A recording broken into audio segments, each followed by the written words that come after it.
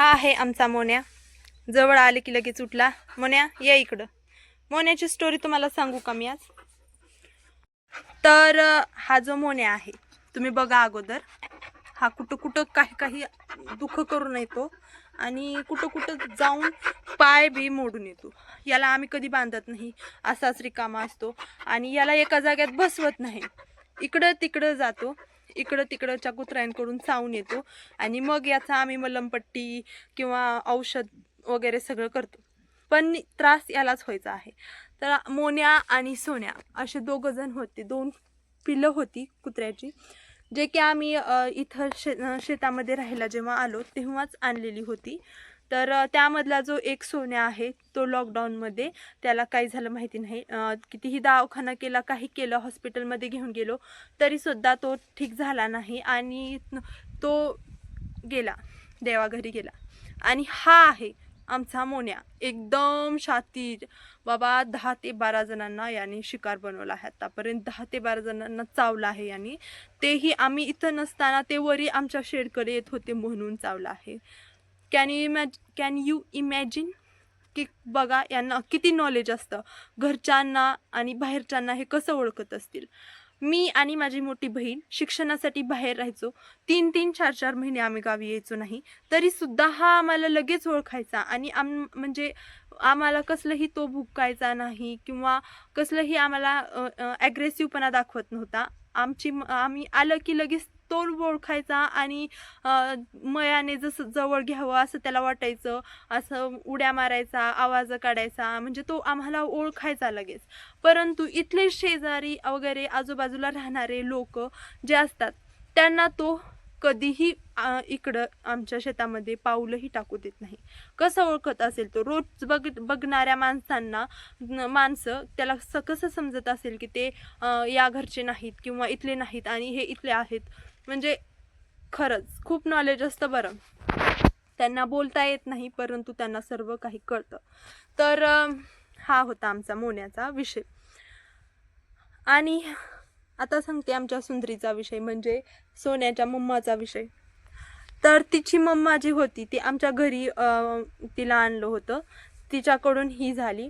आणि आणखीन एक म्हैस होती जिच्याकडून एक छकुली झाली. त्या दोघी होत्या. मग कसं होतं, आम्ही नवीन नवीन आलेलो होतो इथं आणि आल्या आल्या त्या दोघी जन्मल्या होत्या. इतकी मया, इतकं कनेक्शन दोघी संग झालं होतं की ते आम्हाला विकायचं असं आम्हाला डोक्यात सुद्धा घेत नव्हतो आम्ही आणि येत नव्हतं.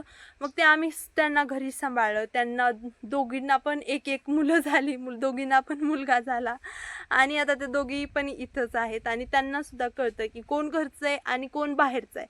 घरच्या माणसांना ते कधीही मारत नाहीत आणि बाहेरचे माणूस त्यांच्या जवळ पण गेलं, कोणीही बाहेरचं असेल त्यांच्या जवळ सुद्धा गेलेलं त्यांना चालत नाही, लगेच मारायला अंगावर येतात त्या दोघी सुद्धा. तर असं आहे आमच्या घरचे पेट्स म्हणा किंवा सदस्य म्हणा, काही म्हणा. मग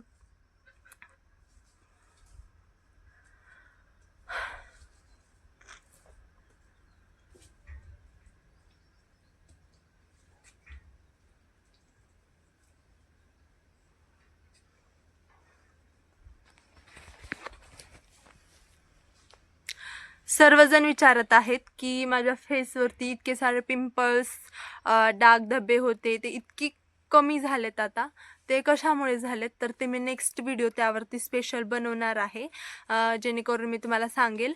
तर मीच तुम्हाला सांगते की 9वीपासून माझ्या चेहऱ्यावरती हे पिंपल्स म्हणा किंवा डार्क स्पॉट, पिंपलचे जे डाग असतात ते सर्व होतं आणि मी खूप काही केलं तरी ते जात नव्हते. आणि माझा एक्सपिरियन्स मी तुम्हाला पूर्ण शेअर करणार आहे की मी काय काय केले उपाय आणि काय काय उपाय फेल गेले आणि कुठले उपाय मला कामाला आले, ते माझा पूर्ण अनुभव मी तुम्हाला शेअर करणार आहे.